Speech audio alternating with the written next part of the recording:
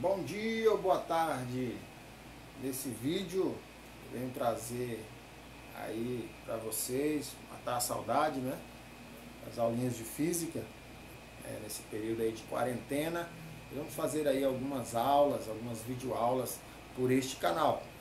Espero que vocês estudem em casa igual vocês estudam na escola, que aí nosso aproveitamento vai ser top. A aula de hoje nós vamos trazer aí um tema interessante, dilatação térmica, que é a nossa física 1, ok? Então vamos lá. Falando desse tema de dilatação, então nós vemos as introduções, em outras aulas nós já vimos que existe 3 tipos de dilatações, quando se observa um material.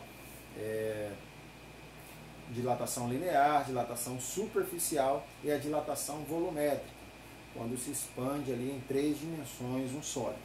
Nesse caso, quando analisamos um líquido, ele vai se comportar igualmente um sólido. Esse líquido então vai se dilatar da mesma maneira que se dilata um sólido. Sendo assim, vale então para o líquido, ou seja, para os líquidos no geral, vai valer então essa mesma fórmula que a gente usa para a dilatação volumétrica dos sólidos. Então, os líquidos, quando são aquecidos, eles se dilatam, ou seja, aumenta de tamanho, da mesma maneira que o sólido se dilata. Então, aqui analisando a variação, ou seja, o ΔV, que é o quanto que vai aumentar no volume, é igual ao coeficiente de dilatação volumétrica, no caso considerando do líquido, esse daqui eu vou falar um pouquinho mais sobre ele daqui a pouco, o volume inicial e a variação de temperatura, ou seja, o quanto que vai variar depende também do quanto que vai aumentar na temperatura. Sendo assim, nós observamos que essa fórmula é a mesma da dilatação lá dos sólidos. Então aqui quando eu observo então esse coeficiente aqui é o coeficiente, ou seja, a característica do líquido. Cada líquido vai ter um coeficiente de dilatação térmica diferente do outro. Nesse caso aqui o gama, quando nós temos um líquido que se dilata, nós entendemos que esse gama aqui é considerado como coeficiente real do líquido. Porque pensa comigo na situação. Se eu tenho um líquido dentro de um recipiente, quando esse líquido aumentar o volume, devido ali à variação de temperatura, o recipiente também vai aumentar de volume. Por quê? Porque o recipiente está na mesma configuração. Ele vai ter a mesma variação de temperatura, sendo assim, o recipiente também aumenta o seu volume, ou seja, o quanto que vai caber dentro do recipiente também aumenta. Então, o que a gente observa aqui? Que o líquido ele vai se dilatar e, ao mesmo tempo, o recipiente também vai dilatar. E nós observamos que, se o recipiente marca ali, por exemplo, que ele tem ali uma capacidade de 1 litro, se eu vou aquecer esse recipiente, ele, por exemplo, pode ser que aumente o seu tamanho. Agora vai caber 1 litro e 200 nesse recipiente. Aquele sistema ali passa por um aquecimento. Nós vemos que quando tudo aumenta de temperatura, o recipiente vai crescer um pouco, mas só que o líquido vai crescer muito mais. E essa parte que o líquido cresce a mais, a gente entende como a parte que extravasou ou a parte que derramou. Aí a gente vai ter uma situação que eu vou analisar com vocês agora, nesse novo quadro que vai aparecer aqui agora. Ok, voltando então. Vejamos aqui. Então a gente vai ter a seguinte situação. A variação do volume real que vai ter, esqueci de colocar aqui, real, vai ser igual à variação de volume aparente, que é o que extravasou, mais o que o recipiente aumentou. Essa é a nossa definição. Então agora eu vou apresentar para vocês um exemplo dessa situação. Veja comigo. Na apostila de vocês tem o líquido que, suponhamos que temos um recipiente e o líquido que transborda depois de um aquecimento, né, depois de ser dilatado, né, tenha sido aí de 10 centímetros cúbicos. Né? E a dilatação do recipiente que aconteceu ali foi de 2 centímetros cúbicos. Então, qual a dilatação real do líquido? Né? Quanto que o líquido dilatou? Veja bem, o recipiente aumentou em 2 e o que extravasou, o que derramou, foi 10 centímetros cúbicos. Então, a situação que tem é a seguinte. Né? Aqui tem um desenho, que na apostila de vocês também tem ele, aí na página 1, da Física 1, na aula 5. Né? Vocês vão ver aí, esse recipiente, numa temperatura inicial, ele apresenta aqui um certo volume, independentemente aí do volume. Porém, já numa temperatura final, quando aumenta, né, vamos aumentar aqui, considerando que temperatura final seja maior que temperatura inicial, certo? Nesse caso aqui. Então nós temos que, quando aumentou a temperatura, a variação, ou seja, o quanto que o recipiente aumentou, foi 2 centímetros cúbicos.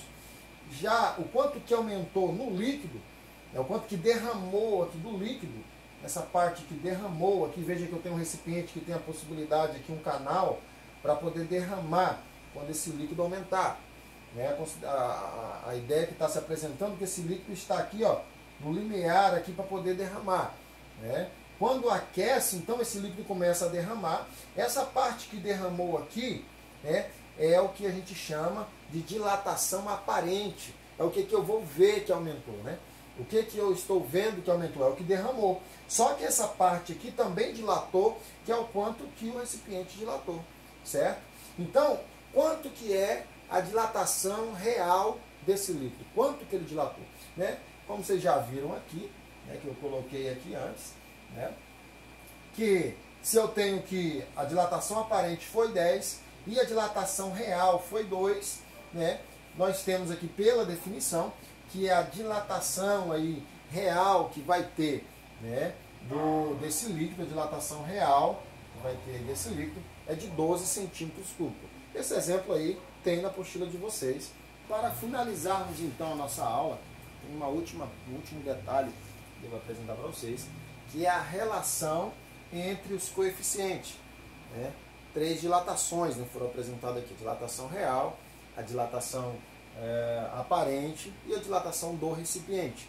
Então, temos também 3 coeficientes, que no caso é o coeficiente real, né, que ele vai ser igual ao coeficiente aparente mais o coeficiente do recipiente. Então, o coeficiente de dilatação do líquido, né, se algum problema, se alguma situação apresentar isso daí, essa relação que existe entre os coeficientes de dilatação, você pode usar essa relação aqui.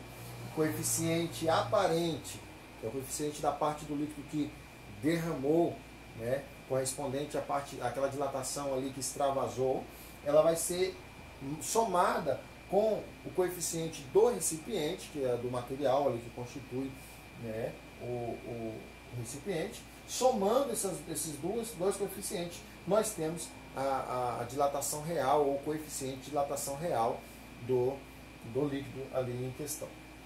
Né?